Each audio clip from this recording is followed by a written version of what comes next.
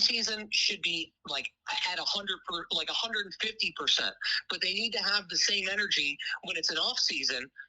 Even if it's not 150, they still need to be at 100% even on the off season, because the reality is the Democratic Party never takes their foot off the gas because they don't have to, because it's majority. You see what I'm saying? So even if they aren't doing anything at all, it's still a majority, right? Like, so by default, well, back in 2012, Mike Minogue gave $5,000 to so-and-so. I'm not voting for him. So what are you going to do? If Minogue was the only candidate that's running moving forward, you're not going to fucking vote? Like, what are you, stupid? Like, I mean, really? Right. So that's the problem. The problem is not only the Democratic Party here, the problem is the people in Massachusetts. They're miserable. They've been disenfranchised for so long. But not only that, they don't want to do anything about it. That's the way it goes. And I think people need to get past the partisan politics because look, the number one thing that's facing our state right now, first it's jobs, and I would say it's that, and it's taxes, because first of all, we've had zero dead job growth. Like, we have been dead last in job growth because we've had so many taxes, so many regulations. And like I said, I want you to speak. Look, I'm not like, this is a reg that you should speak on, and I'm just encouraging you to, because it's very important, because this administration they've raised 33 taxes in a row. And do you think that such an extreme and such an excessive amount of taxes won't kill the economy? Of course it does. Exactly. It includes the tax on candy, the tax on prescriptions, the cable box tax, the local meals tax. Want to more than triple that by 75%. That's 33 straight taxes in a row that has taken an additional $12.43 billion out of our pockets. That's a 43% increase from 5 years ago, which is absolutely insane. And that's a rate now bigger than 40 other states. That means only 10 other states in the country raise spending the way she did. It's absurd. Right, exactly. You gotta, you know what? I don't know if you listen to my live stream, but this is the way I'm calling it now. I've never heard somebody call it like this before. But what happens is this: what Massachusetts does with their spending and the taxes is outrageous. It's to appease the rich and to take care of the poor, right? So Maura Healey is basically playing like Robin Hood in reverse, right? And what she's doing is she's taking money from the middle class to give it to the people that are in poverty. And what she's doing is she's created mini investments. Like, every single one of those people that came over the border, cross the border illegally, that are here in Massachusetts, that are on all of these welfare programs, these are investments for her. These are investments. So she's going to invest more money, our money, into those investments. Why? So that they stay in power. And anybody that thinks that some conspiracy theory is absolutely off, they're not thinking clearly. Because yes, do people genuinely want to help other people? Absolutely. But when you're a politician, you're doing things. You're shaking somebody's hand and you're stabbing them in the back at the same time. That's how politics works. And that's effectively what's happening, is that she's pouring more money into her investments, and her investments are the people that are the voters for the Democratic Party. That's why she doesn't care about raising taxes, because guess what happens? The middle class, the people that are leaving the state, are the ones that are being the most disenfranchised by these taxes. The rich people don't give a shit.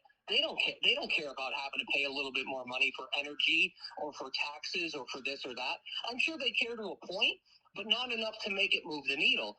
The middle class is the one who feels it the most, and the ones that benefit the most is the people that are in in poverty. Well, that's just it. And that's the way that it goes. For affordable housing, for Section 8, for SNAP benefits, for this, that, or the other thing.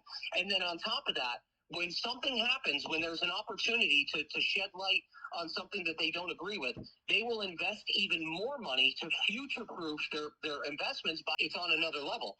And the problem is people are brainwashed. You look at the people that are going to these things. Either they're like boomers, they're older, and I'm not saying, like, not everybody is like this, but it's a lot of older people that are at these protests that have more time than money, and they'll go and they'll do it. They'll get paid. They go home. I mean, that's basically the way it goes. Look, like I said, I mean, I'm not in favor of the whole like Venezuela thing or whatnot. But here's the thing: I don't even have the time to go to any of these protests because I work.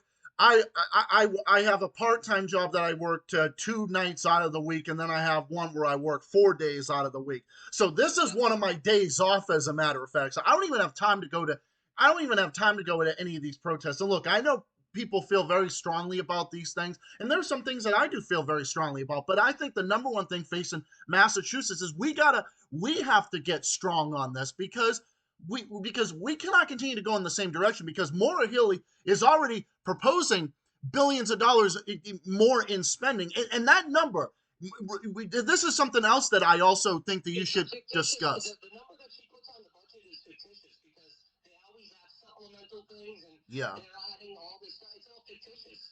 And it's worse than that because that number will actually double over the next 4 years because Maura Healey because of all the taxes that she's raised over a period of time, have triggers in place. So that means that number is going to double to $24 billion. So that would mean that Maura Healey, if she gets another term in office, we're going to probably see another 28 to 33 tax increases. Could you imagine how insane that would be? Another 4 more years? Dude, it's insane. And you know what the crazy thing is? Like, a part of me hopes it happens. A part of me is, even though I live here, right? If a Republican candidate doesn't get in, then the only option is what happened in New York City, which is the nuclear option, where we get taxed to absolute oblivion. Yep, right? Like we are right now. After her next 4 years, and after Rue's next 4 years, it's so bad that the entire legislature gets flipped. Yeah. That is the only silver lining to all of this, if that makes sense. So, yes, if Maura Healey remains in office, we get fucked for the next 4 years. Okay. Yep. Who screws up Boston even further? Mm-hmm. Then let the chaos, let the people out of the asylums, let the chaos ensue, because there's going to come a point in time where people are so disenfranchised, more people are leaving the state, more businesses are closing and not opening or not moving here. That it becomes impossible to move or to stay in Massachusetts, and then the entire legislature is going to flip. Oh yeah. That is and that's what we're on the cusp of, man. I hate to sound like doom and gloom, but that's what we're on the cusp of. Well, I wouldn't say it's doom and gloom. It's more of just you have to warn about what's going on because it's like, look, we have to be honest about these record tax increases, about these record fee increases. Because remember, you are directly paying it on these. Do you want to know the reason behind these delivery charges and everything on the Eversource bills? You know it's because of Maura Healey's 33 taxes in a row. 12 of them are included on the heating bill. And like you said earlier about how they hit the middle class the most. Yeah, you know how many hit the middle class? 30 of those 33 tax hikes are hitting people at the lowest end of the income scale the most. And that's the reason why people are fleeing the state in droves. Like Massachusetts is like one of the biggest states of people migrating outward of any states in the entire New England region, and one of the worst in the nation. People are leaving to go to New Hampshire, to go to Pennsylvania, to go to Virginia, to Delaware, to North Carolina, to Florida, Ohio, Indiana, and other places, and South Dakota, and God knows everywhere else, because people just can't, because people say, like, look, I love the state, I've been here, but I can't afford to stay here. I can't afford the taxes. I can't afford the energy. I can't afford the grocery prices. And it's like, that's part of the reason why I actually had to take up another 2 nights out of the week. Because if anyone thinks that it's not affecting me, I'm 29 years old. I'm only 29 years old. I'm 29. I rent an apartment. I'm on the Essex Shore, and I just, the costs are going up for me. The costs are going up for everybody else, and people can't stand it anymore. And even my parents are even thinking about that. My parents only live like 15 minutes away from me. They're even thinking about downsizing and everything, and possibly moving to New Hampshire by the spring. And if that happens, because I actually work up in the Merrimack Valley, I work in the far north part of the state, like right on the New Hampshire border, and I'm thinking, I just might end up, I don't know, if it gets that bad, I think it might end up happening, but I do want to fight to the death to get rid of this administration, but we just have to continue doing it. Yeah, that's it, man. I mean, I'm going to an event tonight in Bridgewater, like a Meet the Candidates event, and like, I'm trying to get as many people as humanly possible to go. the issue with let's say the independents and the Republicans here is they've been so disenfranchised for so long that they feel like that there's going to be no momentum. And this is also part of the GOP's fault too. The GOP is, in my opinion, I have a lot of friends in the GOP. I have some friends in the Democratic Party too.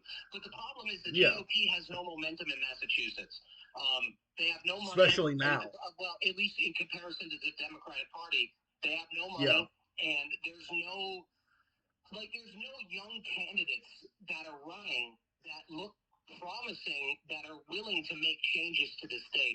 The reason that is because and the reason that is because everybody tries to play it as safe as humanly possible. Like, if you're a Trump-aligned Republican running on Trump's value system and all this other stuff, you're not going to get any of the independent vote here, and there's a lot of independents in Massachusetts. Correct. However, if shit hits the fan, then you will get those votes. But the problem is, here's the other issue. There's nobody that's teetering. Somebody needs to teeter that line of radical change, but also provide realistic common sense solutions to the changes that they want to make, right? There's a guy down in Florida. I don't know if you've seen him. I think his last name is Fishburne, if I'm not mistaken. I think he's a Jewish guy.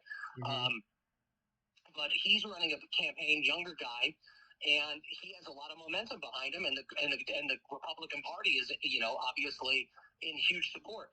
Here in Massachusetts, the GOP, they really need to get, they need a firecracker lit under them, because they're just not pushing candidates as much as they should be. That's my opinion, but that's what I think is going on. I mean, I had people, I was live today. Some people don't even know who's running for governor. How would you not know who's running for governor in your state? Exactly, I mean, especially how bad things are. Channel. How could you not know this? Yeah, and especially with how bad things, and just especially with the terrible state of the economy, with the terrible state of this economy in this state, which this state could be a powerhouse in the entire region, could be a state where people would just love to come to, and everything, with all the universities and all with the everything, and with all the strong tech force and everything else. You would think that this state could actually be booming, and it actually was before this administration took office. And look, I know a lot of people say about Charlie Baker and everything else, but he had the state booming. We had a surplus of $8.5 billion, and then we ended up with a $375 million structural deficit within the first year, and then that number has doubled since then. It's absolutely absurd. It's absolutely absurd. You know why? It's because she's increased spending by 43% in 5 years. It's 10% every single year. It's she's increased in the past 3.5 years. She's increased on average 10% in spending in in 3 years. So over a 5-year period, that's a 43% increase. That's a 43% increase in spending.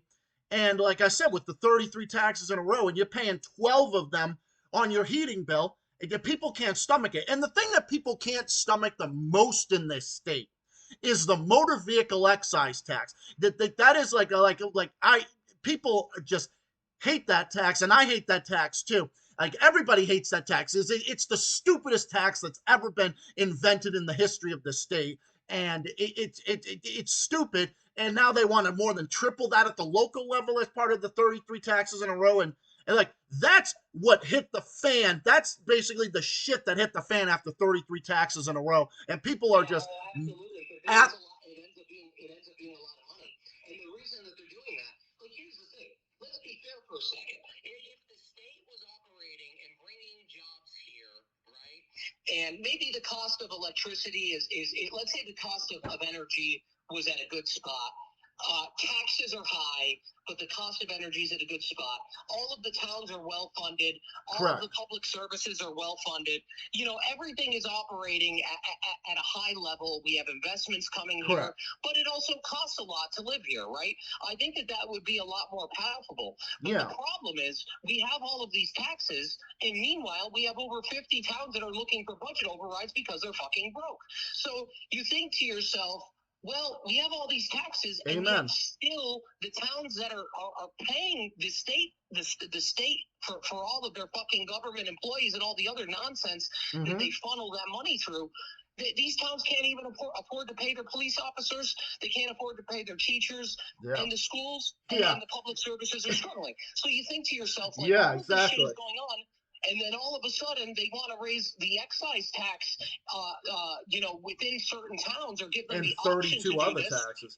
They want to raise that and 32 other taxes. The reason that they're doing that is because these towns are broke. That's why they're doing it. They're trying to figure out a way to circumvent the fact that the towns don't have money.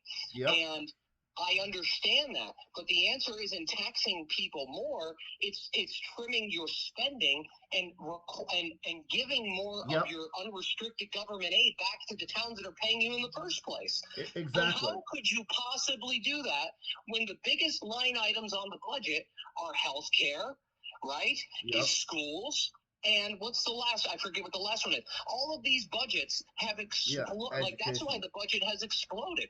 That's the reason. Yeah. The main reason the budget has exploded is because of healthcare, because of schools, and then we have, we're struggling in all these areas, and then the icing or the cherry on top is that Healey and Wu won't even meet with Trump in order to resolve some of these long-standing issues. Jesus, at least Zohran Mamdani went to meet with Trump, so that New York, he put the city. Not that I like this guy, but the fact is, he put the city before his own politics, so that they don't lose. I mentioned that, and I'm not even I'm not even really a Trump fan or anything like that. But I'll tell you, at least he had the guts to do that, because Maura Healey uses Trump to her advantage. She blames him for the energy prices. She blames him for everything. She blames him for everything. Every fucking post that she makes is nothing but Trump this, Trump that, Trump did this. Trump is the reason why the energy. Trump's tariffs are the reason why.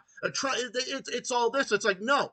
The reason is because you increase spending by 43%. It's because you raise taxes 33 times in a row. It's because the reason why the economy is terrible is because it's Maura Healey's anti-business attitude. It's Maura Healey's regulatory environment and all those taxes, all those fees that has resulted in us losing 5,350 small businesses. And you know how many jobs? 35,000 jobs as well over that same period. And just 11,000 jobs were lost last year. So many jobs, so many businesses over that time, because they can't grow in an economy that is just suffocating them with so many taxes, so many fees, so many regulations, and the energy costs to keep the lights on, because that's also negatively impacts jobs and businesses, and that's why they're getting up and leaving to go to New Hampshire, to go to Pennsylvania, to Virginia, West Virginia, or down to North Carolina, to Florida, and basically everywhere else except for here. That's why. Exactly. That's why they can't set up shop, and why do you think Analogic got up and went to New Hampshire? Why do you think they're now setting up shop in Salem, New Hampshire? You know why? Because they say that because they're paying like probably 40 to 55% less taxes than they would here. Like, well, they say even Maine under Janet Mills is more business friendly than Massachusetts is at this point. Which is absolutely outrageous to even think that's a possibility. That Maine is even calling. It's the fact that Maine is even calling for Massachusetts businesses. They even say that I've even seen some that even Massachusetts is 49th out of 50 states for the cost of doing business. That the fact that California is 48, Mass is 49, and only Hawaii is worse than Massachusetts. I think Hawaii might be the only other state that Mass is worse in, I think, even in like housing prices too at this point too, because it's absolutely absurd. Because it's absolutely absurd. All the taxes, all the fees. But these taxes and fees that Maura Healey has put onto everybody, it's ones that she's either signed into place, or they're the result of choices that she's made with the pipelines and everything else that she blocked, and she was on fucking tape saying it, you goddamn liar. She was saying it. She said it, and it's a result of the choices that she's made. And like I said, and this is what you also should warn your viewers, and I've been warning people too in my groups and all these other places. Her taxes will double over the next 4 years. If she gets another term, you can probably expect that if she has to pay, she's looking at it, she has to come up with another way to pay for all her new spending. She's probably gonna have to come up with another 28 to 33 tax increases. which of course Yeah. would bankrupt this entire state for multiple generations. And Yeah, you know what they're doing is that they're betting on the millionaire's tax to offset. which Like, is look at it this 3. way. Yep. Yeah, they're betting on the millionaire's tax, which, in my opinion, is going to have, and I've said this before, it has short-term gains for a longer-term loss. So Yep. there's not My enough dad data said to, the same thing. My dad said yes, the exact same thing because my dad exactly. voted against it. But yeah. Exactly. So what happens is you may have a short-term surge of income because people either didn't think it was going to happen or they didn't know how it was going to affect them directly. And now what's happening is you have the CEO or the co-CEO of HubSpot, which employs tons of people in Massachusetts that are also talking about this shit, that are heavy, like HubSpot and the co-owners, like heavily Democratic. Right. And it's bad when people inside of the lines of your own party are bitching because they see it firsthand because of the businesses that they own. So anytime you're trying to tax the rich and give, it's wealth redistribution is basically what it is. So it's only a matter of time before those metrics end up working against them and not for them. Once that happens and we're not collecting as much as we need to, or they start shifting even more of that money around other than how it was intended, like people people are just going to be, they're going to be shocked is what I think. And the biggest problem here, and you know this yourself, is I can tell you the number of death threats, emails, nasty people texting me, writing shit reviews for my real estate business that I've never worked with. These people are so captured and so easily manipulated by the rhetoric and propaganda that the legacy, look at it this way. The legacy media. Boston, oh my God, man. The Herald, even the Herald to a point. The Globe, though. The Globe, everybody on, WCVB, all the news stations, they just protect their own. And what happens is all of these people that are voters, which is probably generally most of the older population, they're completely captured by this stuff. And that's why they fucking hate me. Because I talk about, I'm not even biased. I talk about the truth. No, I don't think you are at all. Democrat, whatever. Doesn't give a shit to me. It doesn't matter to me. I yeah. don't care. I have a lot of I'm mostly center right, but I have some views that might be a little bit on the lefty side, but I've even gone to the point where, and I'm very anti-war in a lot of cases, anti-intervention. I might, in a lot of it, which I 100% am. I have a lot of those views, but I just am not going to sit back and take the way that this governor has handled the state, because it's absolutely terrible. And I can't, even my, like I said about my dad is 100% against the millionaire tax. My dad totally can't stand Maura Healey. Even my mom, who was a Democrat for quite some time, I think she's more independent now. My grandfather leans a lot Democrat, but is mostly independent. But even he says it's just horrible. My grandfather's 83 years old, just turned 83 10 days ago, and said that his gas bill, his energy bill, is Maura Healey is doing that. He even knows that it's Maura Healey. Everybody with a brain in their head knows that it's Maura Healey. And I don't mean to jump all over the place, but you know about that millionaire's tax? That's only 3 of Maura Healey's of 33 tax and fee hikes that didn't hit the lower middle income people the most. It's just 3, and the other 30 are hitting you at the end of the scale. 12 of them are on your energy bill and on your heating bill, and that's what you're paying for. And Eversource is taking that and passing it on to consumers, because it's you think that they're going to pay for it? No. What they're going to do is they're going to take the higher prices and pass it on to everybody else. Right, 100%. 100%. That's all they're doing. And that's why we cannot survive 4 more years of this, because unless you want to see double the spending and you want to see upwards of 66 tax increases, because 33 times 2, she might have to figure out another way to get as many more as she did the previous 4 years, which would just bankrupt the state for multiple generations. We would already be, we're already becoming like California 2.0 under this administration. Pretty much, yes, exactly. And it's like this state used to have a more for like 30 years. This state's tax burden was like somewhere in the middle, and that was until Maura Healey showed up. Because immediately after she took office, and then that millionaires tax took place, and then after 33 taxes in a row, we sank in tax competitiveness down to 43rd out of 50 states. We're like in the mid 30s, and now we're like 43rd out of 50 states. And I think the tax burden is like the third or fourth worst in the country now, or something. Yeah, again, the tax burden. My opinion on the tax burden, it would make sense. It would make sense if everything was hunky dory, right? Yep. Like if everything was, child care was affordable for everybody, not some. Yep. The cost of energy and upgrading your house was affordable for everybody and not some. Like all of these things, if people were paying higher like you're basically paying higher taxes for lesser quality of life.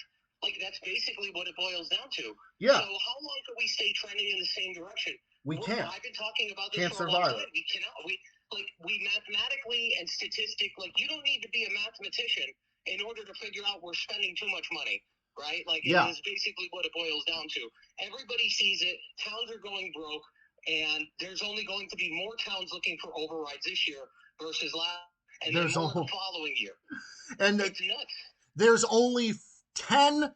Well, actually, if there's 40, that means there's 9. There's only 9 other states in the country that are spending more than Maura Healey is, because she's increased spending at a rate faster than 40 other states. It used to be 38 states until last year, but it used to be 38 other states. Now it's more than 40 states now because she's increased spending because it went from $52 billion.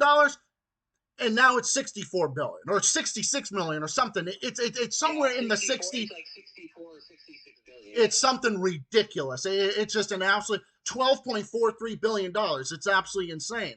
The whole entire thing is just insane. And like you said, we're not getting better. We're obviously not getting better infrastructure. I mean, just even roads in some of my area I avoid because they're such shit. They're worse than a fucking fourth world country. My road in my town this road has been chewed up so much. It's like I've driven on dirt roads that are better than our main street here in the town I live in. Like, I think to myself, it's been this way forever. How is it humanly possible that we can't have somebody come in, mill the roads, and pave the road? Like, it's because we don't have the money to do it. Why don't we have the money to do it? Because the state's unrestricted government aid is not high enough. It's just complete. Everything that they do here is just completely backwards. And really, you got it right. And you got to think of it this way. Think of all the time that has gone by where nobody, like, of course you have some nonprofits and organizations, like you got Mass Fiscal, you got the Herald, like sometimes they call these people out on these things. But the reality is, like, most people are getting their news online, and most people are not even reading articles anymore, right? They want to watch a video. They want somebody's opinion on something. And for the longest time, there was no, and I'm not patting myself on the back for this. I'm just saying, like, people have just been completely brainwashed for how many freaking years because there's been no alternative opinion other than what is already going on. And the only way to get an alternative opinion is if you go sit down at a forum or, like you're reading a whole bunch of blog posts by people that you don't know, or you have no idea. Like, you have no freaking clue. So I don't know. You're right, Mike. I think that over time, I mean, again, it doesn't matter to me, Republican, Democrat, Independent. Like, I already told all the Republican candidates, like, and I'm going to see them tonight. I'm like, I'm just letting you guys know you're not safe from being on one of my thumbnails. Like, and I'm not threatening you. I'm just saying, like, if you guys do some crazy ass shit, don't think I'm not going to call you out on it. Like, of course I am.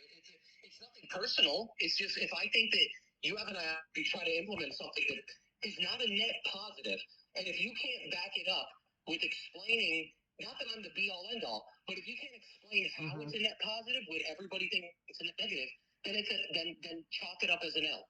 You know what I'm saying? Like that's all very that it true. Yeah, that's very true.